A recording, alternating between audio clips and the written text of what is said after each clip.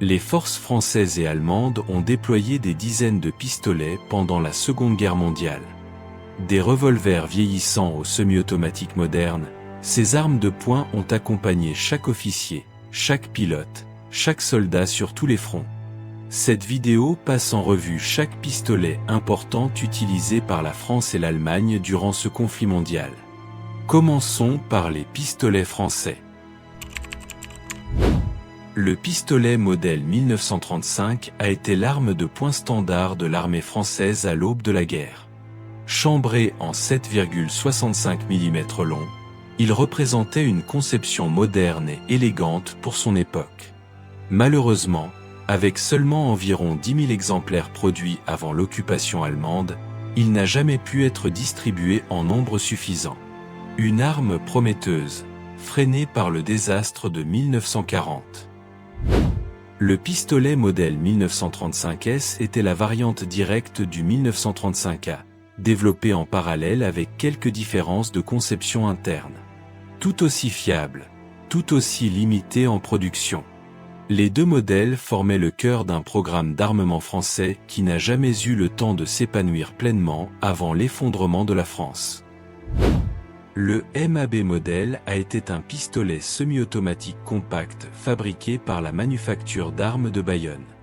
Chambré en 6,35 mm, il était léger et discret, destiné principalement aux officiers et aux forces de police. Simple dans sa conception, il remplissait son rôle sans prétention, mais sans jamais inspirer la crainte chez l'ennemi. Le MAB modèle D était lui le véritable cheval de bataille de la gamme MAB.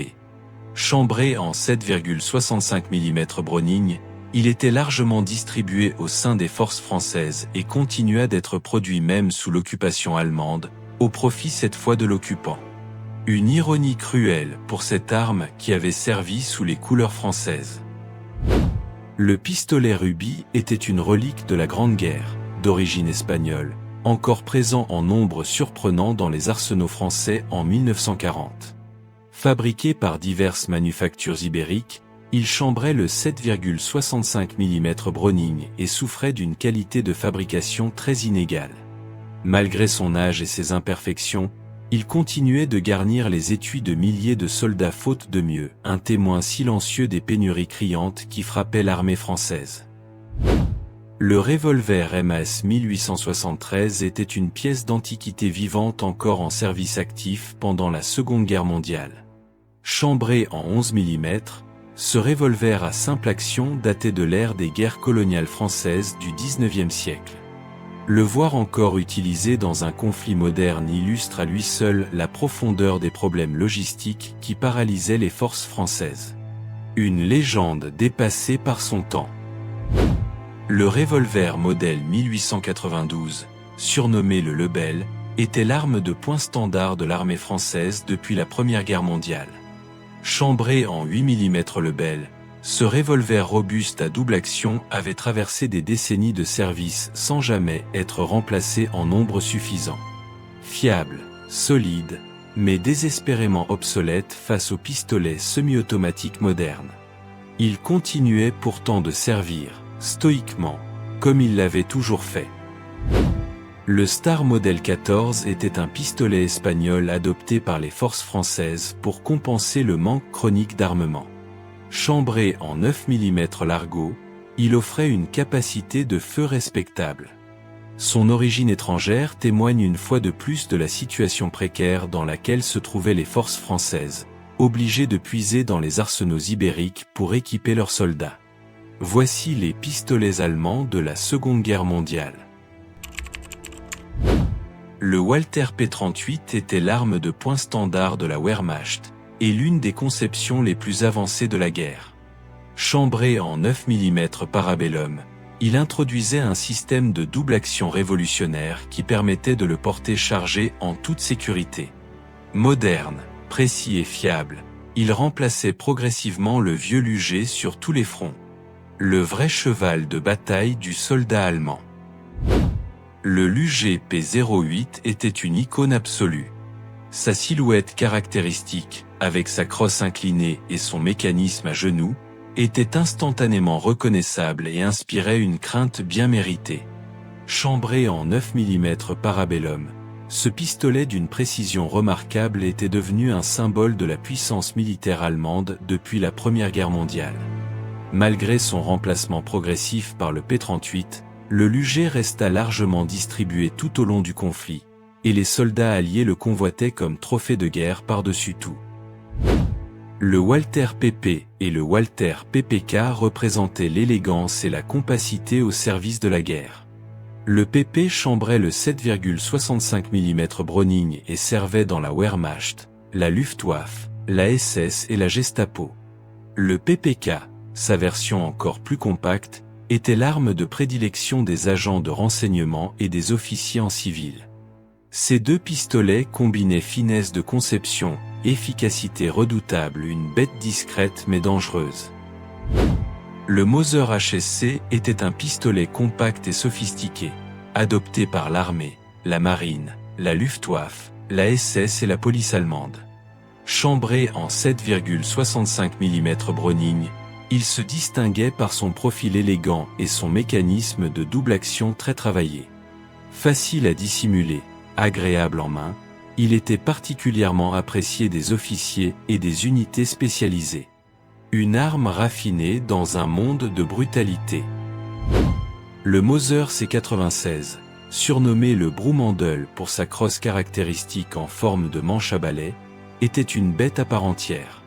Ce pistolet semi-automatique chambré en 7,63 mm Mauser datait de la fin du XIXe siècle, mais continuait de servir, notamment dans la Luftwaffe et la SS. Sa variante M1930 représentait une évolution modernisée de ce classique vieillissant. Imposant, puissant, et d'une allure absolument unique sur un champ de bataille. Le Sauer 38H était un pistolet compact et discret, utilisé par la Wehrmacht et la Luftwaffe. Chambré en 7,65 mm Browning, il se distinguait par un système de décoquing ingénieux permettant d'abaisser le chien en toute sécurité sans tirer. Facile à produire et fiable en opération, il représentait l'efficacité allemande à son meilleur, sans fioriture, mais parfaitement fonctionnel. Le Radom WZ.35V, désigné Pistol 645 P par les Allemands, était une découverte polonaise transformée en ressource allemande après l'occupation de 1939. Chambré en 9 mm Parabellum, ce pistolet d'une qualité de fabrication exceptionnelle frappait par sa précision et sa fiabilité. Les soldats allemands qui en héritaient reconnaissaient volontiers sa supériorité. Une nasty surprise venue de l'Est et une leçon d'humilité pour ceux qui sous-estimaient l'industrie polonaise. Le Ster M1912, désigné Pistol 12 O, était un pistolet autrichien hérité de l'annexion de l'Autriche en 1938. Rechambré en 9 mm Parabellum pour standardiser les munitions, il servit largement dans les rangs allemands malgré la complexité de son mécanisme rotatif. Robuste et précis, c'était une bête massive et fiable, même si sa conversion au 9 mm n'était pas toujours des plus élégantes. Le Browning E-Power, désigné Pistol 640 B, était l'une des plus grandes ironies de la guerre. Conçu par John Browning et finalisé par Dieudonné Seff pour la Belgique, il tomba aux mains des Allemands après l'occupation et fut produit en masse à la FN de Herstal pour la Waffen-SS et les parachutistes. Avec sa capacité de 13 coups en 9 mm Parabellum, c'était l'un des pistolets les plus modernes et les plus redoutables du conflit entier. Une véritable légende du métal. Le ZVZ.27, désigné Pistol 27 T, était un pistolet tchèque capturé après l'occupation de la Tchécoslovaquie. Chambré en 7,65 mm Browning, il fut massivement adopté par la Wehrmacht et la Gestapo. Simple, fiable et facile à produire, il devint l'un des pistolets les plus répandus dans les forces d'occupation allemandes. Un outil de répression produit malgré lui dans les usines d'un peuple opprimé. Le Star Model B était un autre pistolet espagnol, cette fois directement inspiré du Colt 1911 américain. Chambré en 9 mm Parabellum pour les livraisons allemandes, Il était utilisé principalement par la Luftwaffe. Sa ressemblance avec le célèbre Colt lui conférait une prise en main familière pour de nombreux utilisateurs. Une copie honorable d'un original américain, portant l'uniforme de l'ennemi. Le Kongsberg Colt, désigné Pistol 657N, était une variante norvégienne du légendaire Colt 1911, fabriqué à l'arsenal de Kongsberg sous occupation allemande.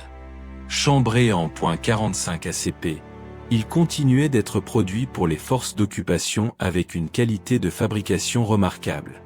C'est l'un des exemples les plus frappants de la machine industrielle allemande, forçant les nations conquises à produire leurs propres armes contre leur gré.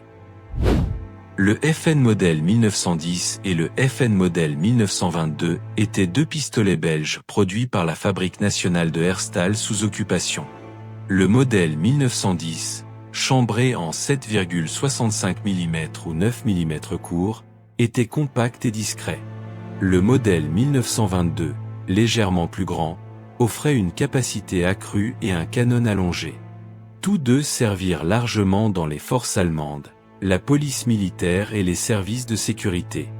Des armes belges portant l'emblème d'un occupant, un chapitre sombre de l'histoire de la FN. Le Drese M1907 était un pistolet allemand vieillissant, encore en service limité pendant la Seconde Guerre mondiale.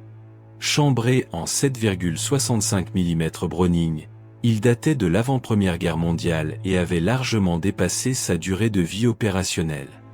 Distribué principalement aux unités de seconde ligne, aux services auxiliaires et à la police, il représentait le fond des stocks allemands, une relique survivant par nécessité plutôt que par mérite. Le FE accent aigu G37M, désigné Pistol 37U, était un pistolet hongrois adopté par la Luftwaffe après que la Hongrie rejoignit l'Axe. Chambré en 7,65 mm Browning, il se distinguait par un mécanisme de simple action propre et une fabrication soignée. Les Allemands l'apprécièrent suffisamment pour en commander la production continue dans les usines hongroises. Un contributeur discret mais fiable à l'arsenal du Reich. Le Volkspistol était le pistolet de la dernière chance. Conçu en 1944 et 1945 alors que le Reich s'effondrait, ce projet d'urgence visait à produire une arme semi-automatique au coût minimal avec des matériaux de récupération. Les résultats furent disparates, certaines versions à peine fonctionnelles, d'autres étonnamment utilisables. C'était le symbole tragique d'un empire industriel agonisant, cherchant désespérément à armer ses derniers défenseurs avec les moyens du bord. Une bête pathétique née dans les cendres du Troisième Reich. Des revolvers français centenaires aux pistolets semi-automatiques capturés dans toute l'Europe occupée, la Seconde Guerre mondiale a vu une diversité d'armes de poing sans précédent dans l'histoire militaire moderne. Chaque pistolet raconte une histoire de conquête, de survie, d'ingéniosité, et parfois de désespoir. Ce sont ces armes qui ont accompagné les hommes dans les tranchées, les cockpits, les bureaux de la Gestapo, et les maquis de la résistance. Des instruments de métal froid, témoins silencieux d'un monde en feu.